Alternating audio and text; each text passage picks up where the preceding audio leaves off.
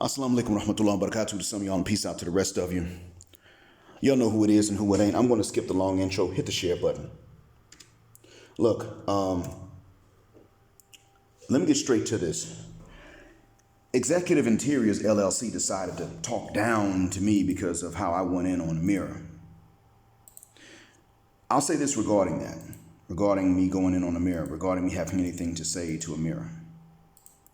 In the end, it comes down to the fact that Amira has her own opinion, and that's fine. But as Muslims, our opinions are in fact governable. Our opinions do have to follow a set of guidelines. There are limits to what we're even allowed to opine. We are not allowed to be cloudy about morality. That's not allowed. None of that. No, it's the one who does not oppress the others is not equal. He's better than the one that commits oppression. End of story. I'd be willing to have a conversation with her because she at least takes turns talking, and I would be willing to do the same thing. And I imagine if she wanted to engage in a type of dialogue like that, we probably would come to some understanding. There's a possibility we would not. I wouldn't know until it happens. But I do think it would be a bit better than if I had to engage in this with one of the wicked witches of the West. Now, that being said, the right wing and the left wing belong to the same bird. I've had conversations with so-called Muslims that go too far to the left because then they start to accept opinions that are not acceptable in our faith. Because there are some opinions you're not allowed to have. That's true for Christianity and Judaism as well. But Muslims in this haste to be accepted, especially non-black Muslims in America, that is true. What I'm saying is not racist. It's based on culture. Many of them, when I left the U.S., were in a haste to be accepted. And consequently, what this meant was that they sought the acceptance at the expense of their faith. They were not looking for acceptance from black Americans or black Africans for that matter. They were looking specifically for acceptance from you know who. Now, my issue with her, Mr. LLC, is as I stated before, you do not side with the oppressor against the oppressed. Who is it that colonized her lands as well as kidnapped my people from our home and then drug us over to the Americas?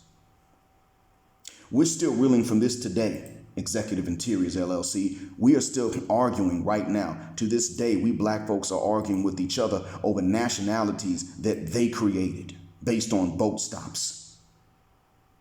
We got on them boats, Yoruba, not even Africans there, but Yoruba, Hausa, Fulani, Igbo, Nak.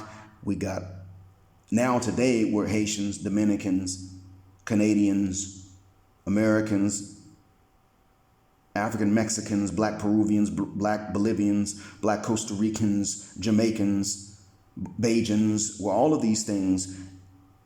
Did I mention Haiti? Yeah, I did mention Haitians. And now we're arguing about these things and why. We're arguing about these things because of what the oppressor did. I'm the one that says never lose sight of your real and your original enemy because they're glad they did this.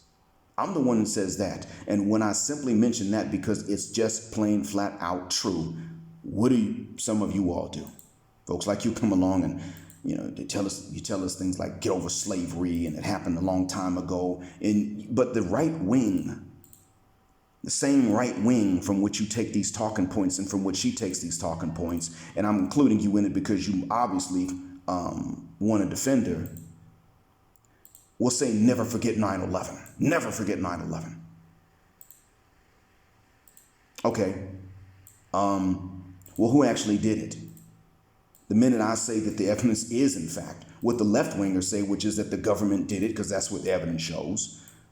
And I know that 19 Arabs are not going to be able to agree to pull off something like that.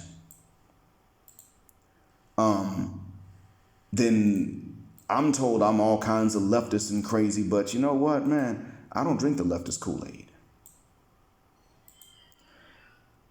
And it's funny because, well, you know what? I'm not even going to go all into that. The fact remains that, frankly, sir,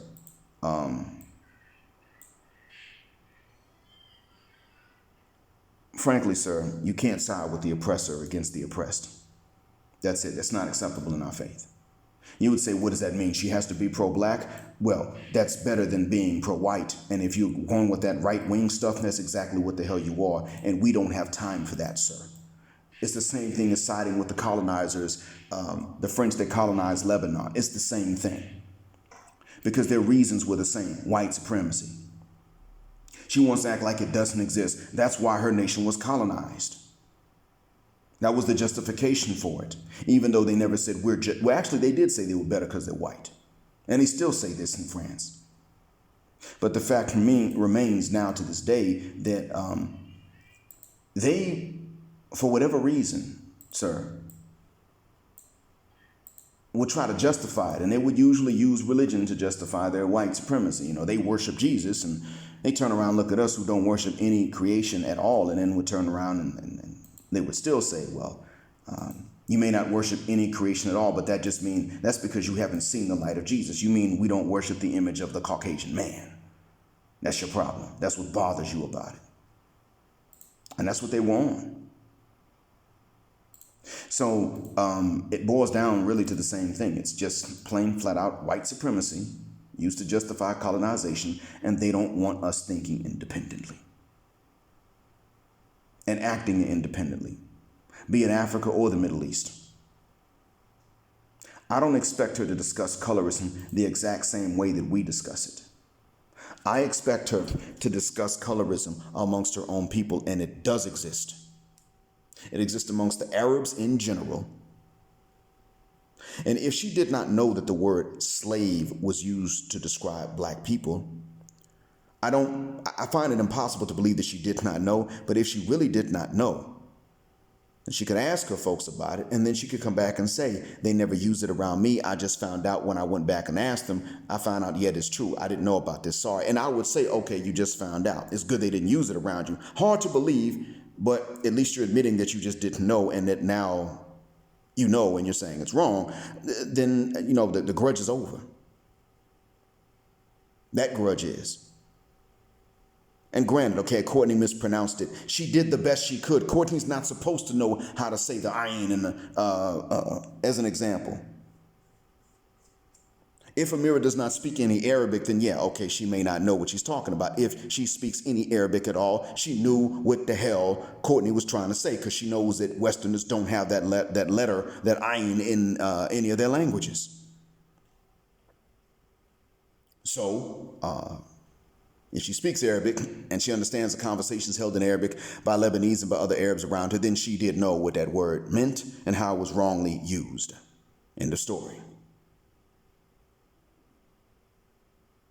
Now, when she said that black people were more racist than whites, that did set me off.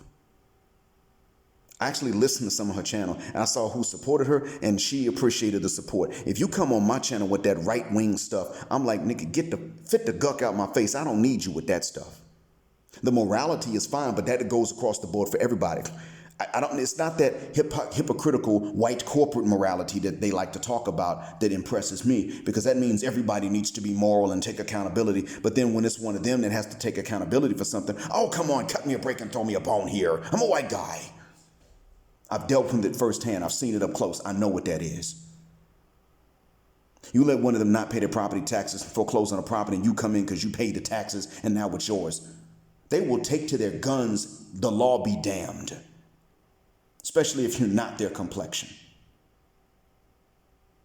And I know, because I have the same attitude towards Bedouins. The difference is I have that attitude towards Bedouins because of their culturalism, because of their culture and the way they put Islam behind the culture and put the culture on top of Islam, which is not allowed as a Muslim. I've got issues with them for something beyond their control. The white man has issues when people of color actually succeed according to the rules because of their color. In other words, we got a problem with Trump. We had a problem with Trump, rightfully so, because he's a racist. But his supporters had a problem with Obama because they were racist. And I'm not knocking any of the good that Trump did that I can remember. However, I don't forget the bad either. And the fact is that Trump won the first time and the only time he won because of his immorality, not because of what good he was going to do. Believe you me, the good he did for black folks was out of political expediency. We just not tripping too hard off of that now because we don't mind being pushed further away from them. And that's fine with us now at this point. And that's black men saying we're okay with being more separate and more distant from the Wyatts. Unfortunately, some of us swung too far towards the right like you and decided, well, we're going to actually be like them and talk like them. I'm telling you, they're a bunch of hypocrites. You follow them, you're going to be one too. And if Amira with her Islam follows them, she's going to be a hypocrite too. If I turn around and I follow them tomorrow, not if I agree with particular points that they make because they could back it up or something else corroborates it, but if I follow them in their politics as a whole, I become a hypocrite. I hope this clears things up. See, she and I could conceivably have a conversation to work this out, talk it out. That's a possibility. But that would have to mean that while I would be willing to accept that she may actually have not known something, but she admits that she knows it now, she would have to be willing to admit, to my point, that you cannot side with the oppressor against the oppressed in any way, form, or fashion. You can't even say they're better looking as a whole. Individually is one thing, but you can't even say that they're nicer looking as a whole, that they're more normal looking, that they're better marriage partners. You can't even do that. She doesn't need to discuss African American colorism. And in my next recording, I'm going to talk about that some more. She needs to discuss it the way that it is amongst her people, the Lebanese nationally, the Arabs linguistically and culturally, and even other Middle Easterners nearing them, Arab adjacent like the Persians, the Afghans, the Indians, and the Pakistanis. Ironically, amongst whom the Hindus are beginning to confront colorism, while the Muslims sit back and just try to say that it's human nature as if to say that Allah's colorist, and he put that in us, which is blasphemous enough. That's why you're going to hear me going hard on any Muslim that sides with them against us. No, we did not start the racial conflict as darker people. Now, when you talk about colorism within Black America, oh yeah, that's taken on a different tone. And I will credit some people I don't like and who don't like me. A non-black man and light skin motivation. That's their actual name. That was their YouTube channel's name. But they did bring the historical receipts to show that, oh no, amongst us, colorism has been directed at times even more so against the paler members of our community. And that's another story for another recording. Thanks for listening to this. I hope that clears it up. Black heart, black mind, blackout, and now you know why I say black, heterosexual, non-select male power, and black patriarchy till extinction, a judgment day.